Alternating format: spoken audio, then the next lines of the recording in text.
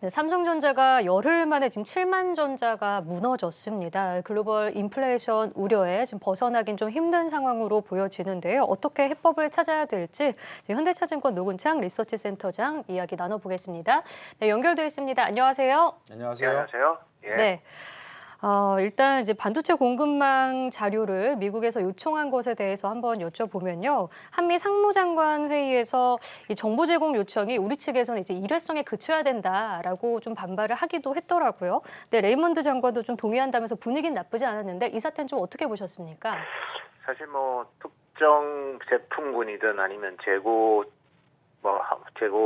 확보량이든 아니면 향후 투자 계획이든 뭐 이런 내용 정도까지는 괜찮을 수도 있는데요.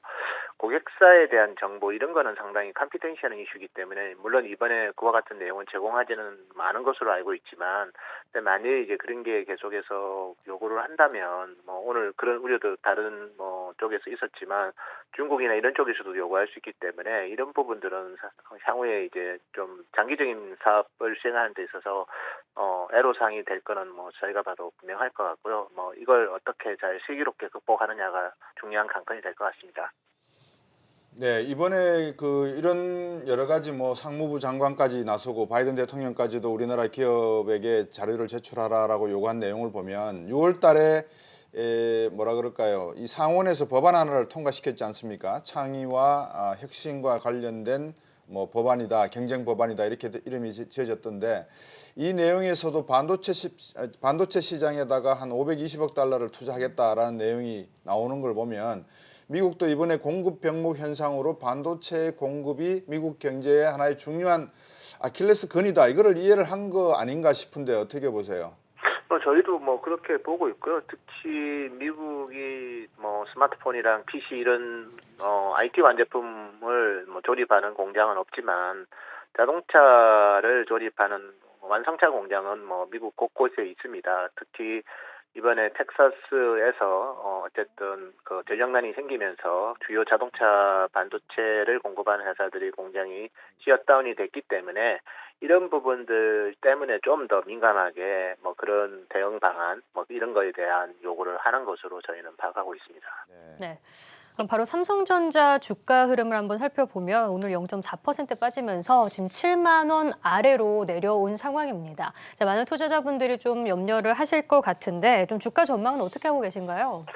뭐 제가 준비한 자료를 혹시 띄워줄 수 있을지는 모르겠지만 일단 그 혹시 띄워주시면 최근에 이제 반도체 주식들이 뭐 사실 뭐 완전히 디커플링이 됩니다. 비메모리 쪽은 없어서 결국 가격을 올리면서 뭐 비메모리 반도체 회사들, 바운드 회사들 주가는 상당히 오르고 있는데 반면에 메모리 반도체 회사들 주가는 좀 많이 하락을 하고 있거든요. 그래서 준비된 자료 그 그림 1을 보시면 시스템 반도체 부품난 때문에 이제 완제품 어셈블리 수요가 감소할 수 있다는 것 때문에 메모리 반도체에 대한 재고 조정이 있을 수 있다. 이 우려가 제일 크고요. 그리고 두 번째는 원격 교육 감소, 그리고 최근에 원자재 가격, 그리고 뭐 공급망 이슈 때문에 인플레이션 우려가 커지면 이제 특히 개인들의 소비 여력이 줄어서 전자제품을 과연 살까 이런 복잡한 의구심까지 많이 나오고 있는데요. 다만 이제 전자제품이라는 게 항상 전체적인 수요를 결정하는 거는 하이엔드 구매층이 결정을 하고 그런 고객층에 있어서 영향은 상당히 제한적이고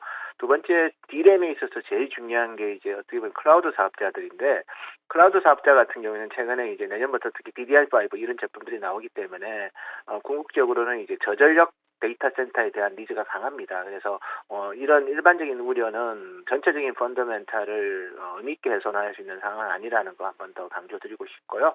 두 번째 제가 준비된 그 차트 보시면 2022년도 이제 저희가 반도체 시장 전망을 좀 저희가 지금 어쨌든 예측을 해보면 좀 시장에서 우려하는 거랑 달리 최근에 또 비관적인 전망을 많이 했던 뭐 대만의 디램 익스체인지마저도 내년에도 메모리 반도체 시장은 여전히 플러스 성장하는 거로 보고 있고요. 근데 저희가 봤을 때는 가격 자체도 그들이 이제 우려하는 수준보다는 좀 더 양호할 것 같아요. 그림 3을 보시면 2021년, 2022년 이 두 해를 놓고 보면 디램은 뭐 2018년 이후 최고 금액 기준에 이제 시장을 올해 형성할 것 같고요. 913억 불.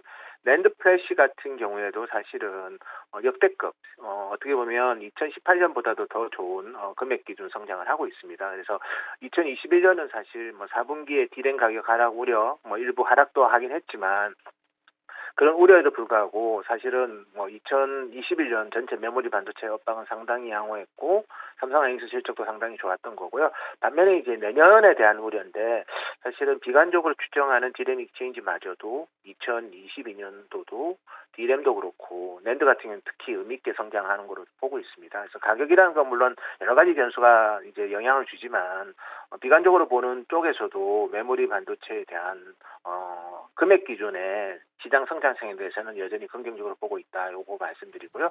마지막으로 이제 DDR5 관련해서 보시면 이렇게 이제 DDR4보다도 서버 쪽에서 특히 데이터 전송 속도가 빠른 제품들에 대한 니즈가 커지고 있기 때문에 결국은 이제 이런 부분들이 일반적인 DDR4의 가격 하락 우려를 내년 하반기부터는 상당히 상쇄할 것으로 보고 있습니다. 그래서 종합적으로 삼성전자는 이런 디램 쪽도 우려가 좀 많이 반영된 것 같고, 두 번째는 삼성이 제가 서두에서도 말씀드렸지만 시스템 반도체 부품난 때문에 이쪽은 파운드리도 그렇고 LSI 쪽도 그렇고 상당히 호황인데, 그리고 실제로 삼성이 3분기부터 이와 같은 부분의 실적이 상당히 유의있게 레벨업 됐는데 마치 디램만 만드는 회사처럼 밸류에이션 디스카운트를 받는 거는 정상적인 상황은 아니다. 그렇게 말씀드리고 싶습니다.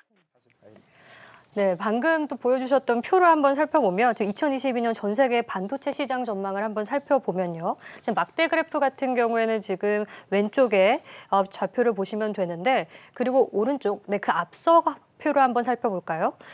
그리고 지금 선 그래프 메모리 비중을 오른쪽 퍼센테이지를 보면 되는데, 지금 확실히 시스템 반도체가 내년에 더 괜찮을 거다라고 예. 자료가 나오고 있거든요. 여기서 예. 그럼 삼성전자가 시스템 반도체의 성과가 어떻게 나오느냐에 따라서 또 주가 흐름도 달라질 수 있을 것 같은데, 이건 어떻게 보시나요? 사실 지금은 가동률이 삼성이 이제 지금 8인치 공장이 캐파가 월 20만 장이고 12인치가 35만 장인데 가동률이 100%입니다. 두 번째는 제품별 이제 파운드리 피 자체도 한 두 자릿수 이상 인상을 했고, 여기에 웨이퍼당 이제 프리미엄 제품 비중이 많이 올라가고 있기 때문에 올해 삼성의 시스템 반도체, 즉 파운드리랑 LSI 합쳐서 매출액이 한 21조 정도 예상이 되는데 2022년에는 한 27조까지 거의 30% 가까운 매출액 성장과 함께 내년에는 영업이익률 자체도 한 4조 중반까지 좀 레벨업 되면서 전사 영업이익, 즉 삼성전자의 내년도 연간 영업이익의 8에서 9%까지 차지할 것으로 보고 있습니다. 그 정도로 이제 이익의 질적인 변화와 매출액의 의미 있는 성장을 감안해 본다면 어떤 형태로든 내년부터는 주가에 반영되는 게 정상이 아닐까, 그렇게 저희는 보고 있습니다. 조심스럽게 정상이 아닐까라고 말씀하셨지만 상식적으로 한번 생각을 해보죠. 예를 들어서 지금 우리가 NFT 이야기도 많이 하고 메타버스 이야기도 많이 하고 전기자동차 이야기도 많이 하는데, 아마 미래에는 제가 볼 때는 모르긴 몰라도 시스템 반도체나 디램이나 또 낸드 이런 메모리 반도체 쪽도 이 수요가 급증할 가능성이 있다. 대부분 소비자 제품과 컴퓨터와 연결된 인간의 디지털 정보 통신 기기의 사용이 증가된다면 거기에 따른 반도체 수요는 필요 불가분한 관계가 아닌가 싶은데, 이 점은 어떻게 보십니까? 저희도 당연히 그렇게 보고 있고, 특히 코비드-19 코로나가 강제적 디지털화를 이제 단순하게 IT 기기뿐만 아니라 모든 우리 수요처에 확장시킨 건 분명하고, 여기에 비대면에 대한 니즈가 이제는 기본적인 이제 요소로서 자리 잡을 거기 때문에 메타버스와 관련된 니즈가 커질 겁니다. 특히 메타버스 같은 경우는 그래픽에 대한 중요성이 커지고, 그래픽이 또 좀 더 입체적이 되면 그거를 저장하는 스토리지와 또 그와 같은 대규모 동영상을 동시에 펼치면서 다른 이제 CPU랑 연동을 시켜야 되기 때문에 디램에 어떻게 보면 탑재량도 서버를 중심으로 해서 더 커질 수 있기 때문에 삼성이 시스템 반도체 관련해서 당연히 서버 쪽으로도 다양한 제품군을 확대하고는 있지만 아직까지 이제 삼성전자 주가에 디램에 대한 것만 대부분 반영하려고 하고 있다 보니까 메타버스 같은 경우도 그렇고 자율주행도 그렇고 이제 기기당 디램 탑재량의 증가는 상당히 강력한 촉매제 역할을 할 것으로 저희는 보고 있습니다. 네. 그리고 이제 내년이면 DDR5 시대가 열린다라는 말들을 많이 하는데 사실 지금 공급 병목 현상 때문에 DDR5 시대가 좀 발목을 잡힌 게 아닌가라는 생각도 드는데요. 어떻게 보고 계신가요? DDR5는 사실은 우리가 공급 정체, 공급망 이슈에 있어서 상대적으로 좀 자유롭고요. 어차피 DDR5를 어쨌든 양산하는 회사들은 생산에 큰 차질은 없습니다. 삼성 하이닉스 모두.